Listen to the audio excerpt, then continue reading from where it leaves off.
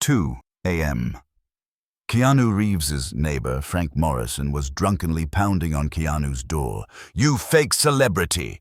Pretending to give away money! You hypocrite!" He was screaming. Keanu opened the door, listened calmly. He didn't even react when Frank spat on him. 3 days later, there was a package at Frank's door. Its contents would destroy him. The Hollywood Hills neighborhood was usually quiet, especially on Mulholland Drive, where both Keanu Reeves and Frank Morrison had lived as neighbors for 3 years. They'd never been friends, barely exchanging nods when passing. Frank, a 52-year-old former construction foreman on disability, harbored a deep resentment toward his famous neighbor. That Tuesday night, Frank had been drinking since noon. His disability checks were late again, his back pain was excruciating, and he'd just received another medical bill he couldn't afford. Watching his wealthy neighbor's Tesla pull into the driveway was the final trigger. "Reeves!" Frank's voice shattered the 2 a.m. silence. He stumbled across his lawn, nearly tripping over his own garden hose, and began pounding on Keanu's door with both fists. "I know you're in there, you fake celebrity!" Lights flickered on in neighboring houses. Someone's dog began barking. "Pretending to give away money, pretending to be humble, you're a hypocrite, a fraud." The door opened quietly. Keanu stood there in sweatpants and a t-shirt, his expression calm, almost sad. "Frank," he said softly, "are you okay?" This gentle response only enraged Frank more. "Don't pretend you care. You sit in your mansion while people like me suffer. You make millions playing make-believe while real workers can't even get proper health care." Keanu stepped outside, closing the door behind him. "Would you like to come in? We can talk." Frank spat directly in Keanu's face. The saliva hit his cheek and dripped down. Several neighbors gasped from their windows.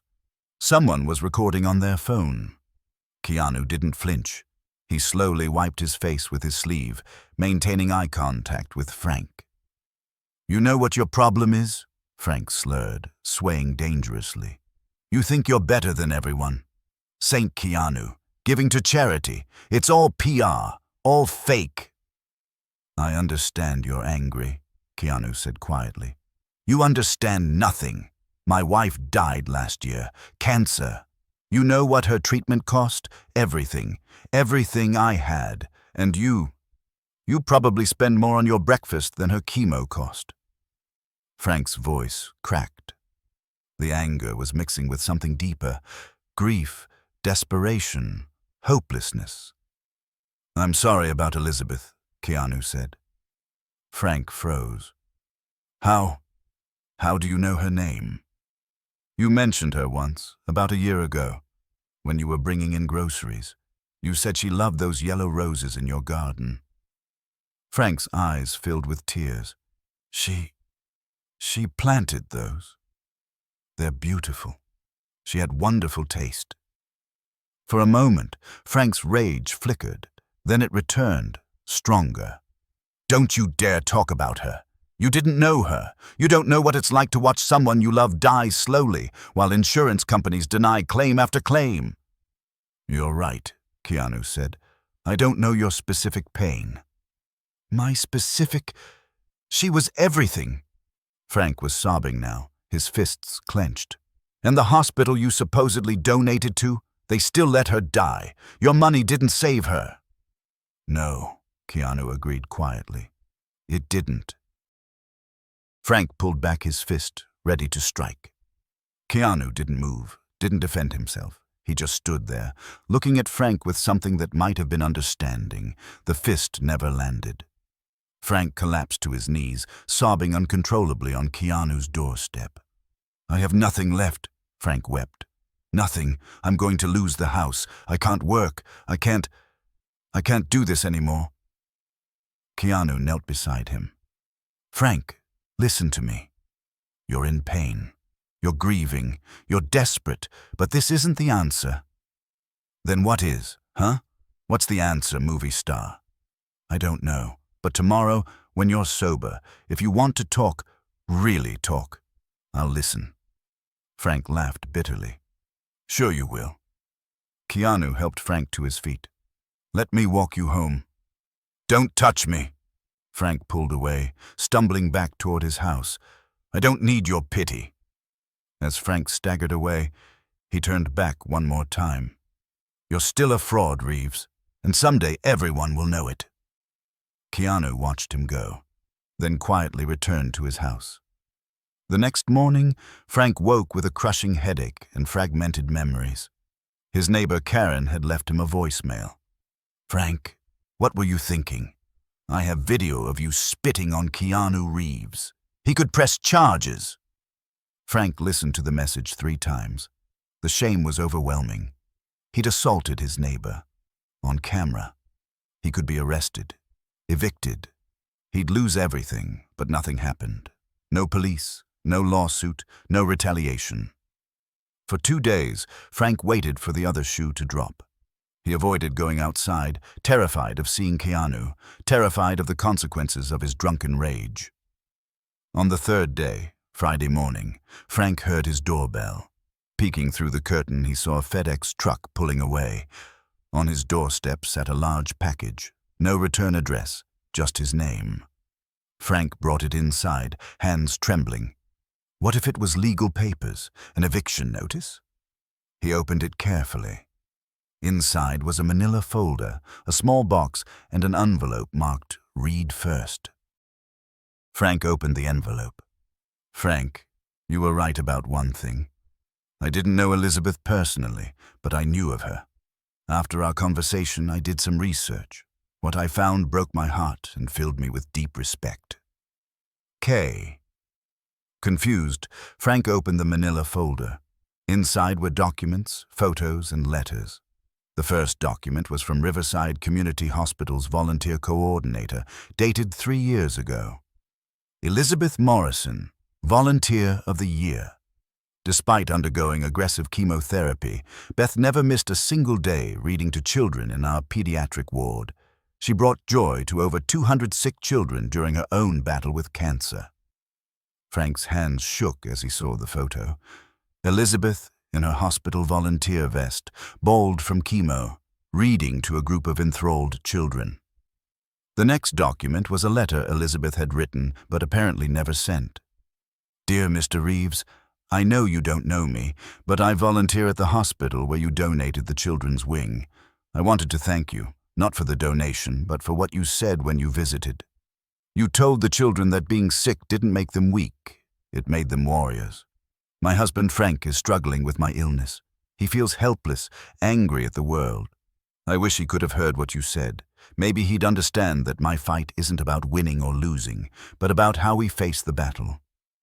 I probably won't send this letter, but I wanted someone to know that your words mattered. Elizabeth Morrison. Frank sobbed. Elizabeth had never told him about this letter. The next item was a photo from the hospital's security camera. It showed Elizabeth in a wheelchair, clearly very ill, being pushed by a man in a baseball cap and sunglasses. The time stamp was 3 days before she died. There was a sticky note. I didn't know this was Elizabeth at the time. I was visiting the children's ward. She asked me to wheel her there one last time. She said she had to read to them once more. She could barely speak, but she read The Velveteen Rabbit from memory. She was the strongest person in that room.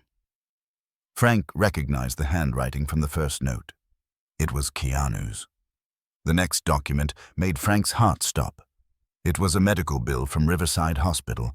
Elizabeth's final treatment, $247,000.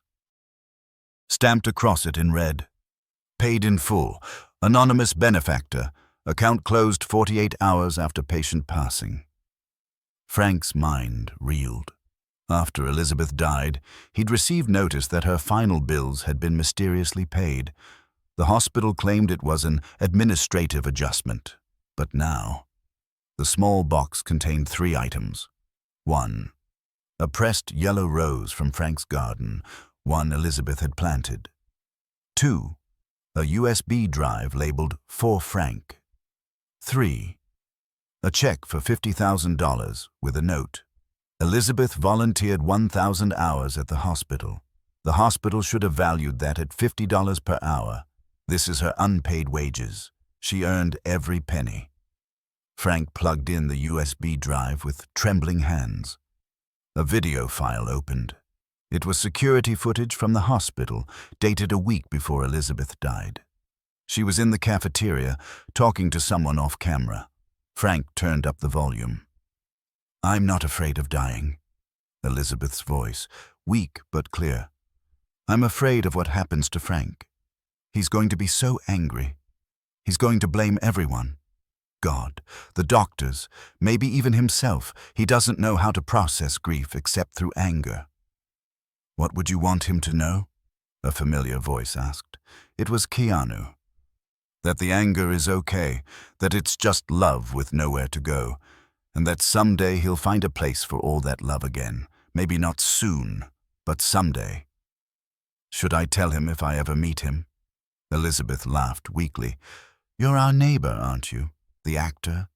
Frank pretends not to be impressed, but he's watched all your movies. He thinks you do your own stunts because you're a real man, not like other Hollywood types. I'll keep that in mind.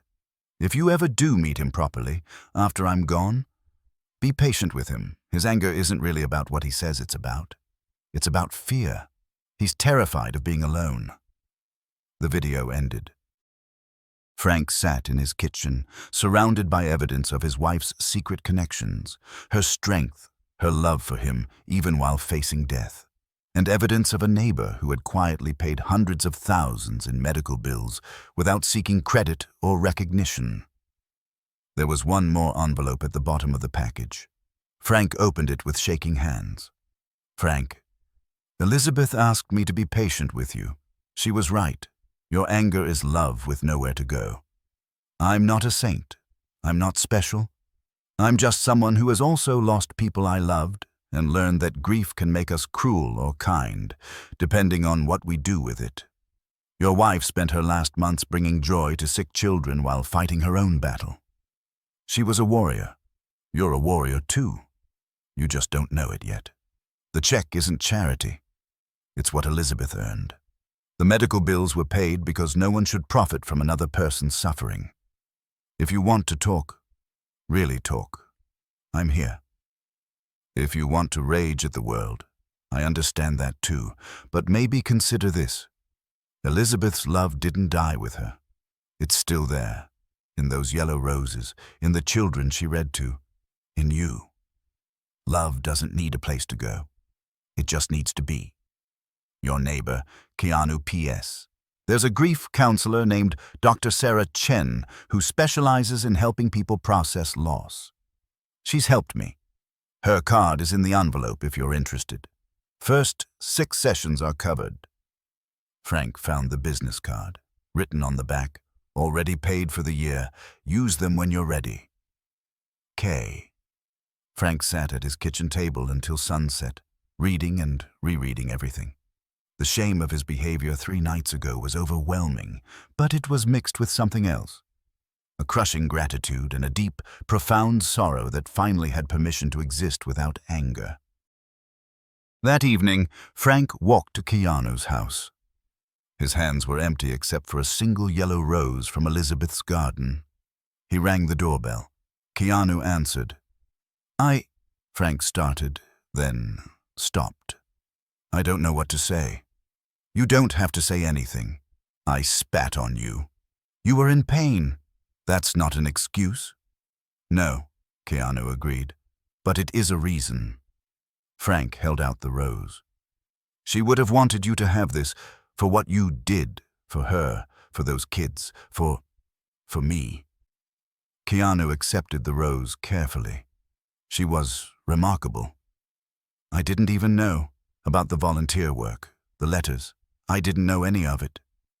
She protected you from her pain while dealing with yours. That's love." Frank broke down crying. Keanu stepped aside. "Would you like to come in?" For the first time in 3 years, Frank entered his neighbor's house. They sat in the kitchen, drinking tea, talking about Elizabeth, about grief, about anger, about love with nowhere to go. The check, Frank said eventually. "I can't accept. It's not from me. It's from her. Those hours she volunteered, that energy she gave when she had none to spare. That has value. Take it." "Why did you pay her medical bills?" Keanu was quiet for a moment. "Because I could. Because no one should die thinking about money. Because Elizabeth deserved to spend her last days reading to children, not worrying about destroying your financial future. I called you a fraud, a fake. Maybe I am in some ways. We all are. But Elizabeth wasn't. Honor her by accepting help. It's what she would want."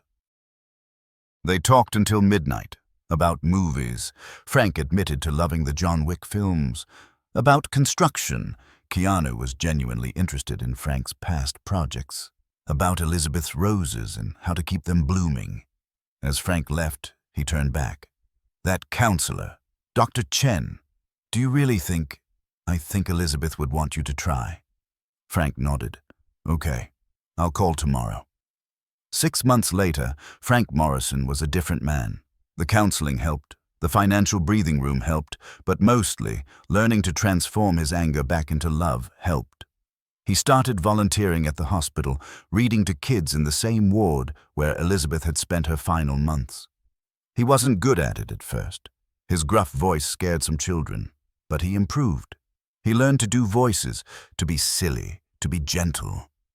One day he was reading The Velveteen Rabbit when he looked up to find Keanu watching from the doorway. "She read this one," Frank said. "Her last time." "I know. You're doing her proud." Frank's eyes welled up. "I'm trying. That's all any of us can do." The package that had arrived 3 days after Frank's drunken rage had contained more than documents and money. It had contained redemption, transformation, and proof that sometimes the best response to hate is overwhelming kindness. Frank kept one photo on his bedside table. Elizabeth in her volunteer vest, surrounded by children. Next to it, he kept the note from Keanu. "Love doesn't need a place to go. It just needs to be." Every morning, Frank read those words. Then he'd tend to Elizabeth's yellow roses, making sure they bloomed as beautifully as she would have wanted. The angry neighbor was gone. In his place stood a man who had learned that grief and love are sometimes the same thing, just wearing different faces.